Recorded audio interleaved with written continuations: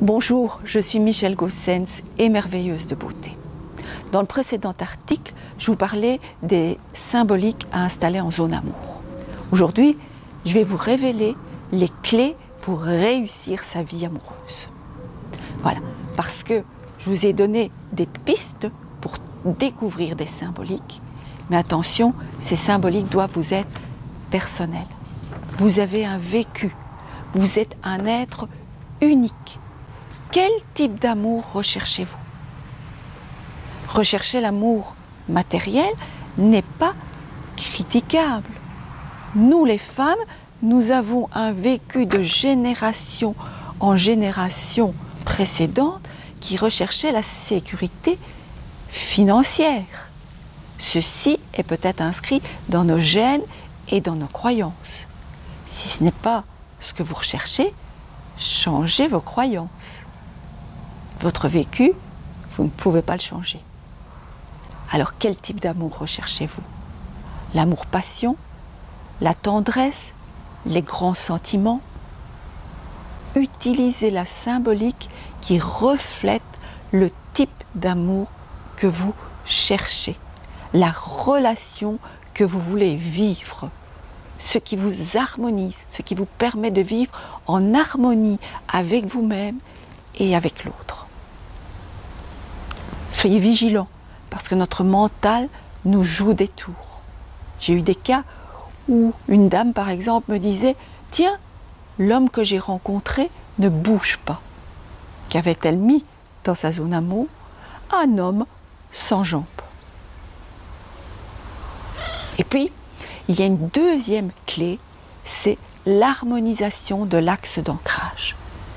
Qu'est-ce que c'est que l'axe d'ancrage? Qu'est-ce que c'est que les axes du Tao? Si vous ne savez pas encore, allez voir les autres articles. Sur mon site, en tapant www.psychodécoration Feng Shui ou tout simplement Michèle Gossens, vous découvrirez les différents axes du Tao. Aujourd'hui, je vais vous parler principalement de l'axe d'ancrage. C'est celui qui relie la zone amour à la zone connaissance. Pourquoi est-ce que c'est important aussi de ne pas harmoniser que sa zone amour, mais d'harmoniser également sa zone connaissance? La zone connaissance, c'est une de mes zones préférées. Pourquoi? Parce que c'est la zone du savoir, la zone de la connaissance, la zone du développement de soi, de la connaissance de soi, de la sagesse. Et malheureusement, cette zone est souvent dénigrée ou oubliée. Pourtant, elle en dit long sur nous. Alors, qu'installer dans sa zone connaissance? Si vous installez un cœur, simplement, c'est que vous ne savez pas encore tout à fait le type d'amour que vous recherchez et que vous allez pouvoir comprendre ce que vous recherchez exactement, ce que vous voulez exactement. Remettre la représentation d'un couple, c'est peut-être dire, si c'est votre couple actuel, qu'est-ce qui se passe dans mon couple? Qu'ai-je à améliorer? Que dois-je vivre? Que dois-je faire? Si c'est la représentation d'un homme, d'une femme, avec les qualités que vous recherchez, est-ce le genre de personne que je recherche? Est-ce que ce sont réellement ces qualités-là que je recherche? Ou est-ce que ce sont de fausses croyances, de fausses réalités?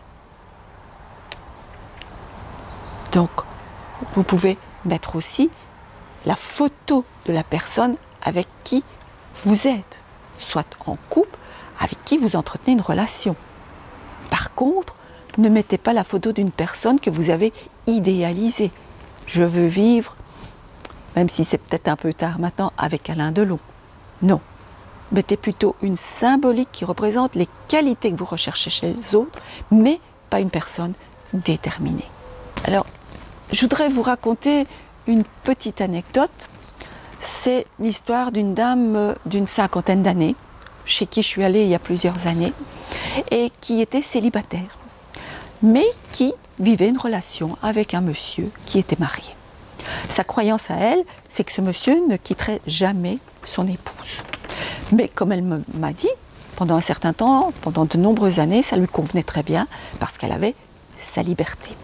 L'âge venant, c'était la peur de la solitude, le manque de quelque chose? Toujours est-il qu'elle souhaitait vivre une relation amoureuse de couple vivant sous le même toit. Lorsqu'elle a fait appel à moi, c'était un de ses principaux objectifs. Donc, la première condition, c'était soit de demander à ce monsieur de quitter son épouse, ce qu'elle ne croyait pas qu'il allait faire, c'était sa croyance. La deuxième chose, c'était de rencontrer une autre personne, un autre homme. Et là, il fallait rompre avec ce monsieur.